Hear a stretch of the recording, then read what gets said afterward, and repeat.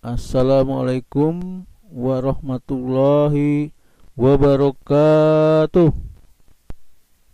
Selamat berjumpa anak-anakku kelas 10 MIPA yang Bapak cintai dan Bapak banggakan. Semoga kalian semuanya sehat walafiat. Amin ya rabbal alamin. Sebelum dimulai kegiatan ini, marilah kita awali dengan berdoa.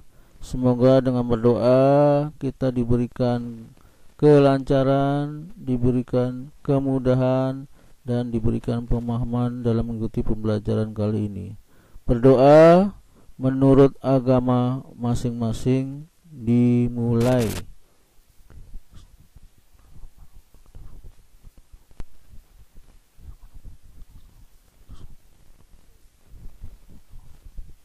Berdoa selesai. Anak-anak sekalian, kali ini Bapak ingin memberikan materi tentang energi.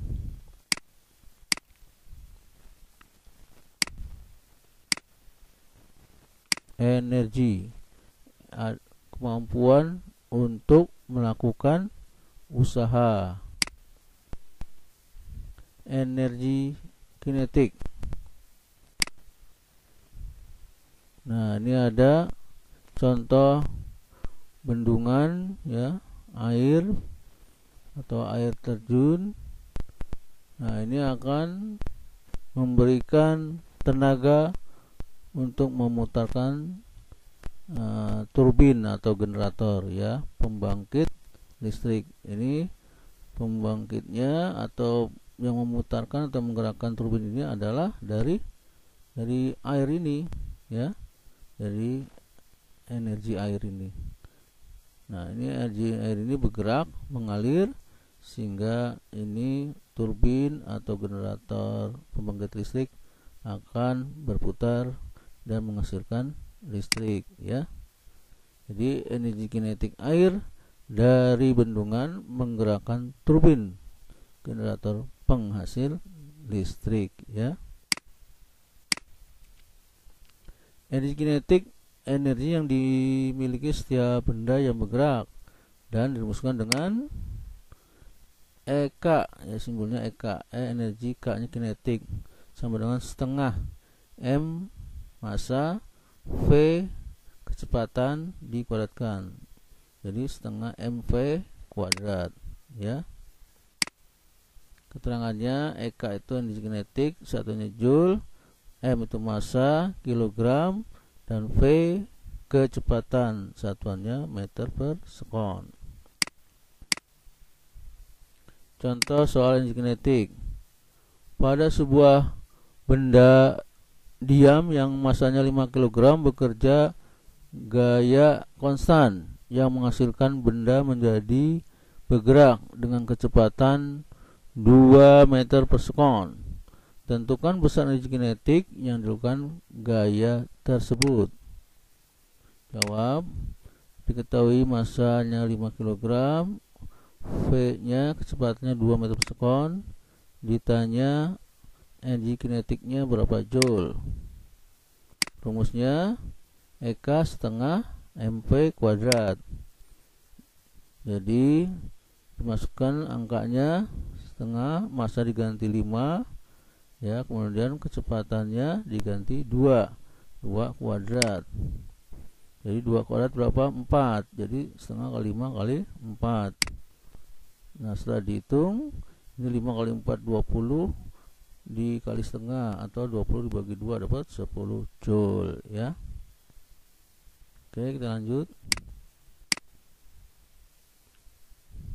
Nah, ini ada benda bergeser ya sejauh S dengan diberi gaya F yang mendatar ya.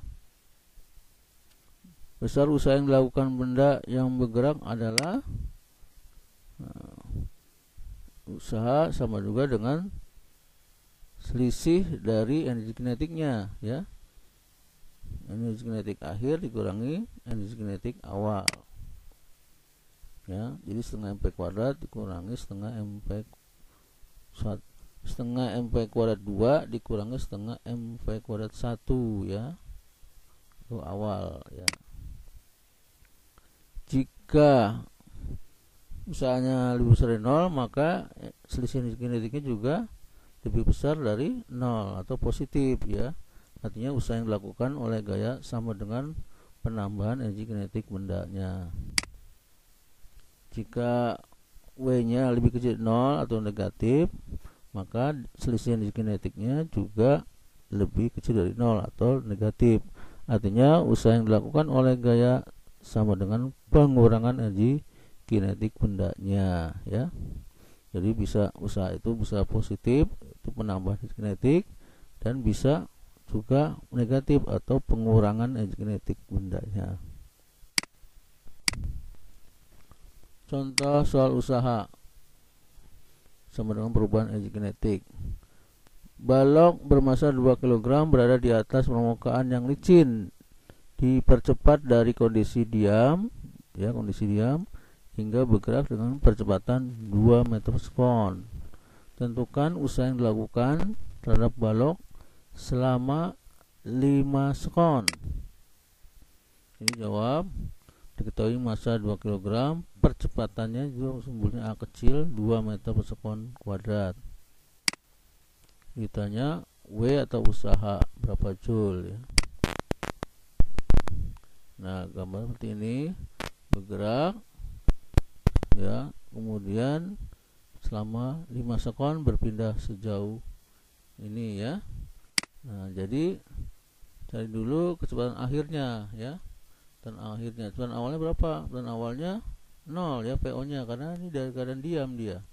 Ini kondisi diam ya. Jadi PO nya sudah kita ketahui, kecepatan awalnya 0. Berarti PT nya tinggal kita cari kecepatan akhirnya ya. Jadi dari rumus GLBB, rumusnya adalah PT kecepatan akhir sama dengan VO ditambah AT ya. A ini dalam kurung ya, ini percepatan dikalikan waktunya dulu, dikalikan baru ditambah kecepatan awalnya atau VO ya. Jadi VT kecepatan akhir sama dengan VO kecepatan awal ditambah perkalian antara percepatan dan waktunya. Jadi A kali T dulu dikerjakan, baru tambahkan VO ya. Jangan PO tambah A, salah ya. Jadi A kali T dulu dalam kurung ditambah PO ya. Nah, seperti ini PT sama dengan 0, P sama dengan PO nya diganti 0 kan kecepatan awalnya 0. Kemudian A nya tadi berapa? 2 ya, A nya 2. Kemudian ini T nya 5. Ini dikalikan dulu ya, bukan 0 ditambah 2, salah ya. Jadi 2 kali 5 dulu. 2 kali 5 berapa? Dapat 10, baru 10 tambah 0 ya. Nah, ini berarti PT nya kecepatan akhirnya 10 meter per sekon. Nah, rumus usaha adalah setengah MVT kuadrat EK akhir dikurangi energi kinetik awal setengah MV 0 kuadrat ya. Kita masukkan setengah M nya tadi berapa? 2. VT kecepatan akhir tadi 10, ini dikuadratkan, dikurangi setengah MVO kuadrat. M nya sini 2, tetap V0 nya atau VO nya adalah 0 kan, awalnya 0 ya, kecepatan diam, jadi 0 kuadrat. Jadi 0 kuadrat ini kan jadi 0. 0 kali setengah kali 2 berarti 0 juga hasilnya ya. Jadi ini dapatnya setengah kali 2, ini habis 10 kuadrat berarti 100 dikurangi 0. Ini kan hasilnya 0 semua ya, yang ini. Jadi 100 kurangi 0 dapat 100 ya. Jadi 100 joule. Nah, sampai di sini mudah-mudahan kamu bisa pahami. Oke, kita lanjut. Energi potensial. Nah, potensial ini bisa kita lihat dari seorang sedang memanah ya, menggunakan busur ya. energi potensial gravitasi, energi potensial yang dimiliki tiap benda akibat kedudukannya ya pada ketinggian tentu dari permukaan bumi. Itu bisa ya. Atau energi yang disimpan oleh busur ini talinya nih, busur tali panahnya nih. Nah, ini dia menyimpan energi nih, menyimpan energi potensialnya di sini ya. Atau pada ketinggian tertentu juga itu juga mempunyai energi ya. Yaitu energi potensial.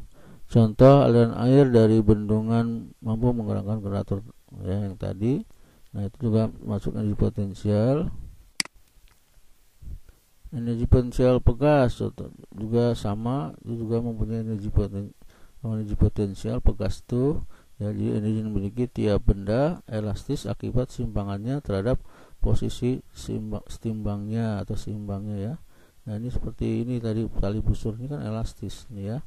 Nah, ini menyimpan energi potensial ya.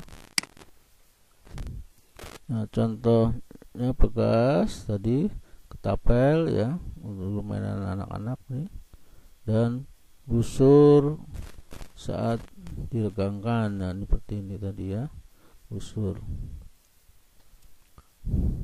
Kita lanjut. Energi potensial gravitasi dalam medan gravitasi yang homogen. Nah, ini benda dijatuhkan ya, dijatuhkan. Ini sebenarnya dari atas ke bawah nih, kebalik ya, A nya di atas dan ke bawah ya. Energi potensial gravitasi suatu benda adalah hasil kali beratnya mg dengan ketinggiannya h. Nah, ini beratnya atau w nya usaha berat ya, berat adalah m kali g. Ini w nya ya, ini w m kali g. Jadi dikalikan h menjadi ketinggiannya menjadi mgh. Nah, inilah benda yang di posisi di atas ini mempunyai energi potensial nih ya pada ketinggian tertentu, yaitu h-nya ya. Jadi mempunyai energi potensial pada saat ketinggian tertentu. Jadi rumusnya massa kali gravitasi itu beratnya sendiri, berat bendanya kali dengan tingginya ya, tinggian bendanya. Nah, ini berarti yang di atas ini nih, benda itu tersebut mempunyai nilai energi potensial ya. Jadi EP sama dengan mgh.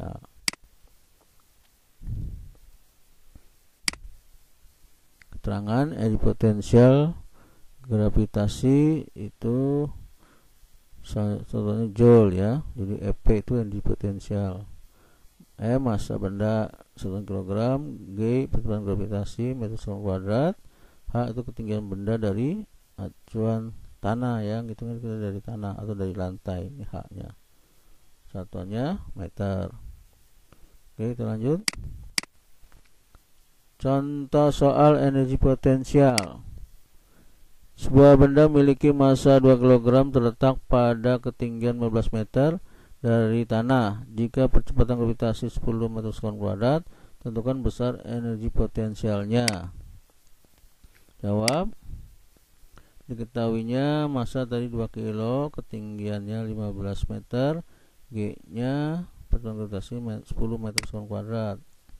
Bertanya energi potensialnya berapa joule ya. Rumusnya jadi EP sama dengan mgh ya. Tinggal dimasukkan, massa tadi 2, kemudian G-nya 10, H-nya 15. EP-nya jadi dikalikan 2 kali 10 kali 15 dapat 300 joule ya. 15 kali 2 30 dikalikan 10 jadi 300 ya. Oke, mudah-mudahan bisa dipahami. Kita lanjut. Energi potensial gravitasi yang dimiliki oleh suatu benda di dekat permukaan bumi hanya tergantung pada kedudukan atau ketinggian benda tersebut. Nah, seperti ini tadi, suatu saat tinggi kemudian dia turun sampai B. Nah, ini pada ketinggian tertentu di sini ya. Nah, ini nanti kita cari berapa nilai energinya ya, atau kecepatannya ya, kita bisa cari dari sini ya. Usaha yang dilakukan oleh gaya berat sebuah benda sama dengan selisih energi potensialnya atau negatif perubahan energi potensialnya ya. Jadi selisih energi potensial itu juga sama dengan usaha yang dilakukan benda ini ya. Jadi usaha itu W sama dengan mg selisih tingginya ya. Jadi ini awalnya H1 ya. Nah, kemudian pada saat dia bergerak sampai ketinggiannya H2 dihitung dari tanah ya, dihitung dari lantai H2. Nah, ini menggunakan selisih, tapi selisih akhir ya, MP energi potensial akhir dikurangi energi potensial awal ya, makanya hanya dari H2 ini yang diambil ya. Nanti nilainya kan jadi negatif dia ya. Jadi nilainya negatif EP ya. Nah, ini jadi nilainya negatif karena H2 nya kecil kan, dikurangi yang besar jadi negatif. Jadi negatif energi potensialnya, selisih energi potensialnya ya. Ini jadi sama dengan usaha. Kita lanjut.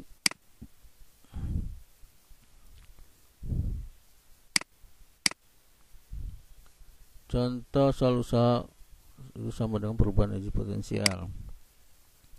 Sebuah benda bermassa 5 kg mengalami jatuh bebas dari posisi A ke B ke posisi B ya, dari posisi A ke posisi B di atas lantai. Lihat gambar, salah ini ya. Jika kecepatan gravitasi G 10 m², tentukan besar usaha yang dilakukan oleh gaya berat. Nah, ini seperti ini gambarnya. A posisi dari 6 sampai ke B posisinya jadi 2 meter dihitung dari lantai ya. Nah, jawab. Diketahuinya massa 5 kg dan H1 awalnya tadi 6 meter, kemudian H2 menjadi 2 meter, G-nya 10. Ditanya berapa usaha yang dilakukan ya, atau besarnya usaha. Di rumus di W sama dengan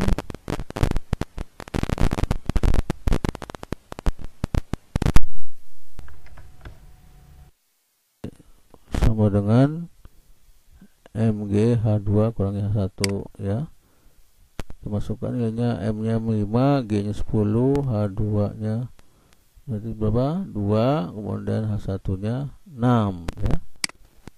Jadi 2 kurangi min 6 jadi min 4, jadi 5 10 min 4 dapat minus 200 joule ya. Kemudian karena tadi nilai usaha dengan negatif energi potensialnya, maka kita masukkan nilai usahanya adalah min. Nah, jadi W nya berapa? Min EP nya itu W nya sama dengan min EP ya. Energi potensial, selisih energi potensialnya adalah tadi minus 200 ya, minus 200. Jadi min kali min dapat positif ya, jadi positif 200 joule.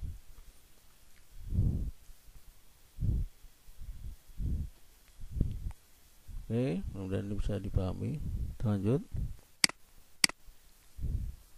Energi potensial pegas. Ini ada pegas. Nah, awalnya seperti ini, kemudian kita tekan, nanti bisa balik dia ke atas ya. Atau boleh kita tarik, nanti dia kembali lagi ke semula, ke titik seimbangnya ya. Jadi pada saat pegas ditarik atau ditekan menggunakan tangan, maka tangan memberikan gaya pada pegas itu ya. Gaya pada pegas EP sebanding dengan regangan pegas sejauh X ya. Nah, itu sebanding. Jadi kita berikan gaya F, yaitu dia akan merenggang atau akan merapat ya, sejauh X. Nah inilah nilai sejauh X, inilah ini sama dengan gaya yang diberikan pegas tersebut. Jadi FP gaya pegas, P pegas, F itu gaya sama dengan K kali X. Ya, ini rumusnya K kali X untuk pegas. Jadi keterangannya EP itu gaya yang diberikan pada pegas, satunya Newton, X itu perubahan, ini X yang ini perubahan panjang pegas. Jadi kalau kita tekan berarti X-nya kita hitung X-nya berapa, jadi ditekan jadi memendek kan. Atau nanti kalau kita tarik atau kita lepas X-nya berubah lagi ke atas.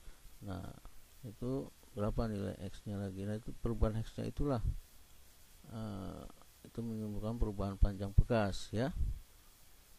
Perubahan panjang pegas itu diistilahkan dengan simbolnya huruf X, 1 meter. K itu berapa? K itu konstanta gaya pegas ya. K konstanta gaya pegas.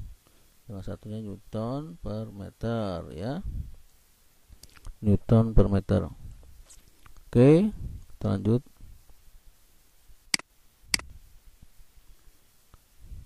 Nah, ini ada grafik pegas F yang vertikal, gaya, dan horizontalnya X. Ini perubahan panjang pegasnya ya. Jadi usaha yang dilakukan adalah luas daerah bawah grafik, daerah yang diarsir. Dan ini daerah ini jadinya nih adalah usaha nih ya. Ini kan bangunnya bangun segitiga, berarti kita menggunakan rumus segitiga nanti, luas segitiga ya. Jadi potensial relatif berbanding lurus dengan kuadrat perubahan panjang bahan elastis saat mendapat gaya ya. Nah, ini potensial pegas kita hitung. Berarti ini alas kali tinggi bagi 2 atau setengah alas kali tinggi bagi 2. Jadi alasnya X ya, kali tingginya kita ambil ini F ya, ini F-nya ya, di sini F-nya tinggi F. Nah, dimana tadi F apa kita ganti dengan KX, jadi KX dikali X ya, dibagi 2. Nah, jadi X kali, karena X ada 2 tadi, X kali X berarti X kuadrat, jadi setengah KX kuadrat. Nah, ini jadi rumus energi potensial pegasnya ya. Keterangannya EP energi potensial pegas Joule delta X regangan atau tertekan yang pegas dari titik simbang. K itu dari konstanta gaya pegas ya. Rumus energi potensial pegas adalah setengah KX kuadrat ya. Ini perpanjangan pegas. Perpanjangan pegasnya bisa ini ditekan atau ini kalau gasnya ditarik, berarti ada perubahan panjang pegasnya. Ini namanya disebutnya delta X ya, delta X atau segitiga X. Ini adalah regangan ya, regangan pegas. Oke, kita lanjut. Contoh soal dari energi potensial pegas. Sebuah pegas tergantung tanpa beban, panjangnya 30 cm, kemudian ujung bawah pegas digantungkan beban sehingga panjang pegas menjadi 30 cm. Jadi kalau tanpa beban panjangnya 30 cm ya. Kemudian ujung bawahnya di pegas tadi digantungi beban sehingga menjadi panjang ya, mulur lah.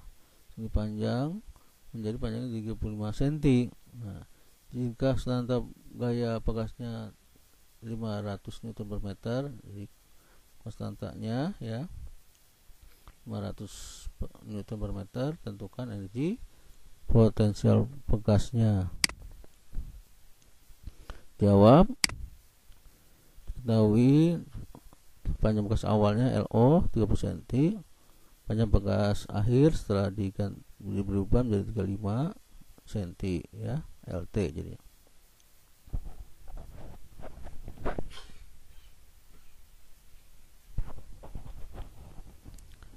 Konstantanya 500 Newton per meter. Ditanya EP berapa joule ya, ini potensial bekasnya. Rumus tadi EP sama dengan setengah K delta X kuadrat.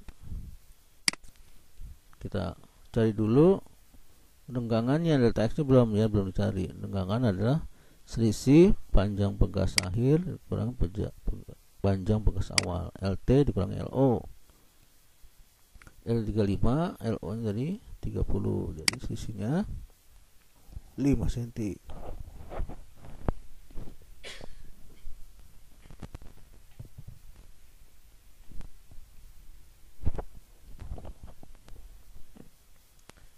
cm dijadikan meter dibagi 100, jadi 0,05 meter.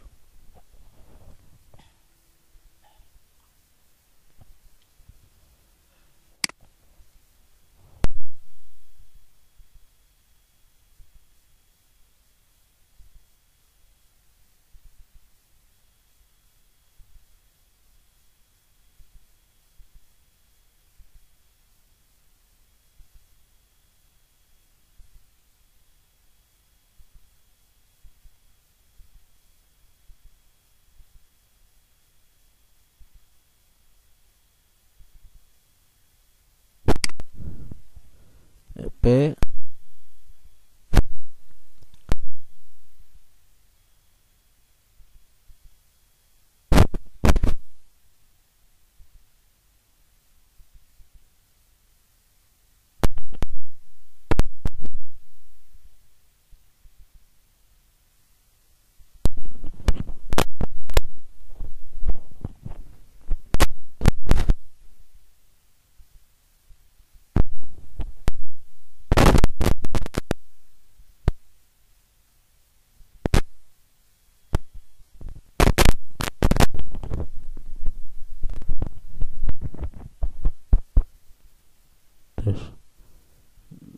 jadi 0,05 kuadrat jadi 0,0025 ya.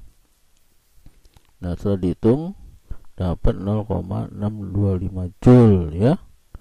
Nah, mudah-mudahan ini bisa kamu pahami untuk soal energi potensial pada pegas ya. Oke. Nah, cukup sekian. Terima kasih atas perhatiannya. Semoga ini bermanfaat bagi kalian semuanya.